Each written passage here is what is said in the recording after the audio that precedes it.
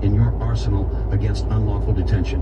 Comprehensive Guide to Filing a Writ of Habeas Corpus. Introduction. The Power and Controversy of Habeas Corpus. Habeas corpus, often referred to as the Great Writ, is one of the most fundamental safeguards against unlawful detention. Its purpose is simple but powerful. It compels those holding you in custody to justify their authority. However, since the passage of the Patriot Act in 2001, there's been controversy over whether the writ has been effectively suspended for certain groups, particularly non-citizens and those accused of terrorism. Let's be clear on this. Nothing unconstitutional has the authority to override the Constitution. Article 6, Clause 2 of the U.S. Constitution states, "This Constitution and the laws of the United States which shall be made in pursuance thereof shall be the supreme law of the land." If a law violates the Constitution, it's void from inception. Now let's explore how to file a writ of habeas corpus in any circumstances and address the controversy around the Patriot Act. Part 1. Understanding the writ of habeas corpus. What is a writ of habeas corpus?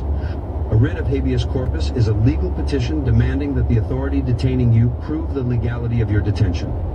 It protects against unlawful imprisonment and ensures due process.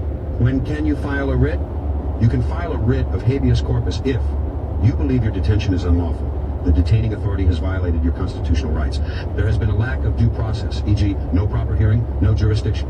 The detention is based on laws or actions you believe are unconstitutional. Part 2. Procedure for filing a writ of habeas corpus. Step 1. Gather key information. Before drafting your petition, ensure you have the following: your personal details, full name, location of detention, and the name of the detaining authority, e.g., warden, sheriff, details of your detention, why you are being held, e.g., charges, accusations, legal basis for your challenge, specific constitutional or legal violations, e.g., lack of jurisdiction, denial of due process, relief sought. State clearly what you are asking for, typically release or a hearing to review your detention. Step 2. Draft the petition.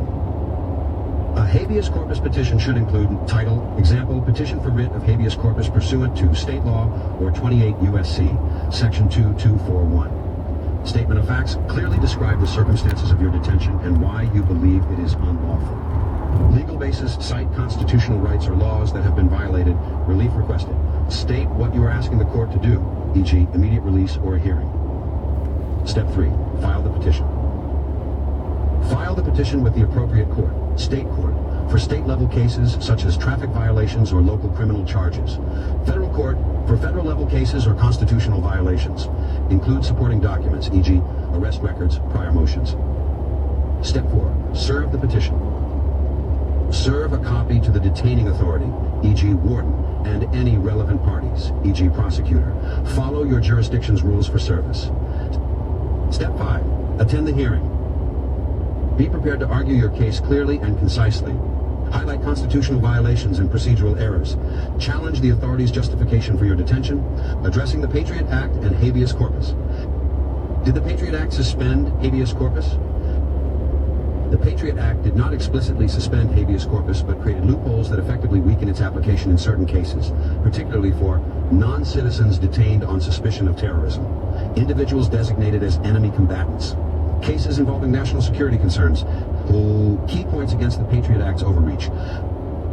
Unconstitutional laws are void. Marbury versus Madison, 5 U.S. 137, 1803. A law repugnant to the Constitution is void. Any provision of the Patriot Act that violates habeas corpus protections under Article 1, Section 9, or due process rights under the 5th and 14th Amendments can be challenged. Suspension clause.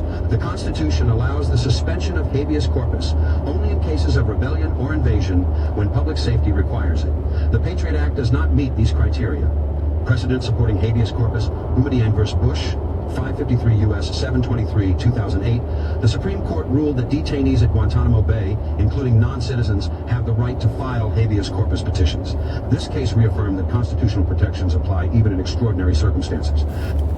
How to argue against Patriot Act overreach in your petition. If your detention is based on provisions of the Patriot Act or similar laws, include these points in your habeas corpus petition. Cite constitutional protections. The Patriot Act cannot override the Constitution. The suspension clause in Article 1, Section 9 explicitly protects habeas corpus rights, except in cases of rebellion or invasion. This detention violates my constitutional rights. Challenge national security justifications. No evidence has been presented to justify my detention under the guise of national security. I request that the court provide a clear explanation of the legal basis for my detention. Demand evidence. I respectfully request that the detaining authority provide factual and legal evidence to justify my detention, as required under Boumediene versus Bush. Part 4. Final thoughts. Fighting for your rights. Why habeas corpus still matters. The Patriot Act and similar laws have eroded many rights, but habeas corpus remains a powerful tool for holding the system accountable. Even if the government claims national security, constitutional protections cannot be ignored. You have the right to demand justification for your detention. Always remember that. Be persistent and strategic. Memorize key arguments. Focus on constitutional protections, jurisdictional challenges, and due process violations. Document everything. Keep records of your detention, including dates, interactions, and violations. Stay composed. The system thrives on intimidation, but calm persistence can break through their tactics. Closing note. Habeas corpus is your ultimate safeguard against unlawful detention. Whether you're dealing with an overreaching judge or the controversial implications of the Patriot Act, the Constitution is on your side. Use it wisely, stay persistent, and never back down. Habeas corpus writ, explanation, example, and tips are pro se filers, average people. Given some slack? Yes. Courts generally provide leniency to pro se litigants, individuals representing themselves, in terms of formatting and procedural requirements. This is based on legal precedent, such as Haynes v. Kerner, 404 U.S. 519, 1972, where the Supreme Court held that pro se filings are held to less stringent standards. However, this leniency doesn't mean you should be careless. A well-prepared writ increases your chances of success and shows you've taken the time to learn and assert your rights. Why memorizing arguments and questions is essential. Clarity under pressure. In court or when dealing with jail staff, being able to articulate your case without hesitation shows confidence and competence. Strategic control. Knowing what to ask or say allows you to navigate unexpected situations, such as a judge denying your request or an officer dismissing your concerns. Empowerment. Confidence grows from preparation, and when you're confident, you're harder to intimidate. Sample writ of habeas corpus. This example is simple, clear, and designed for a pro-SE filer. Modify it to fit your circumstances, your name, your address or jail location, city, state, zip code, court name, address of the court, city, state, zip code, date, petition for writ of habeas corpus, to the Honorable Judge's name and the court. I, your name, respectfully submit this petition for a writ of habeas corpus pursuant to state law or 28 U.S.C. Section 2241 if federal. I am currently being unlawfully detained at name of detention facility, and I seek immediate relief for the following reasons. First, statement of facts. I was detained on date by arresting agency. I am currently being held without proper jurisdiction, being proven, and without due process, which violates my constitutional rights under the 5th, 6th, and 14th Amendments. The court has not provided evidence of jurisdiction over my person or this matter, despite my objections during proceedings. Second, grounds for relief. A, lack of jurisdiction. The detaining authority has failed to prove jurisdiction over my person and the matter in question. Jurisdiction must be established on the record, as stated in Hale v. Henkel, 201 U.S. 43, 1906. Jurisdiction cannot be assumed, it must be proven. Violation of due process. My objections and motions challenging jurisdiction have been ignored or overruled without proper consideration, violating my right to due process. The judge has entered pleas on my behalf without my consent, further denying me the ability to defend myself properly. No injured party or contract.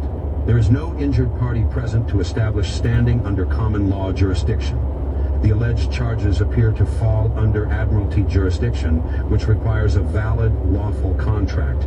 None has been presented. Detention is unlawful. My detention violates the principle of habeas corpus as guaranteed under Article 1, Section 9 of the U.S. Constitution and relevant case law, Boumediene v. Bush, 553 U.S. 723, 2008. Third relief requested. I respectfully request the following relief. An immediate hearing to determine the legality of my detention, my release from custody, if the detaining authority cannot provide evidence of jurisdiction and lawful authority. Any other relief this honorable court deems just and proper. Fourth verification. I declare under penalty of perjury that the foregoing is true and correct to the best of my knowledge. Your signature, your printed name, date, filing instructions for pro se petitioners, submit to the correct court.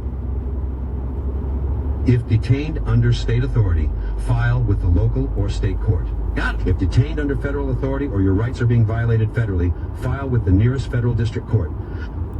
Serve the petition. Provide a copy to the detaining authority, e.g. jail warden, and any relevant parties, e.g. prosecutor. Preserve documentation. Keep a copy of your petition and any receipts or acknowledgments of submission. Be ready for the hearing. Practice stating your arguments clearly and concisely. Have relevant case law or constitutional provisions memorized or written down. Final thoughts. Memorizing the principles and arguments in your habeas corpus petition isn't just preparation, it's power. It's the ability to stand confidently when facing a judge or challenging a detaining authority. And remember, the writ of habeas corpus is one of the most powerful tools in your arsenal against unlawful detention. Comprehensive guide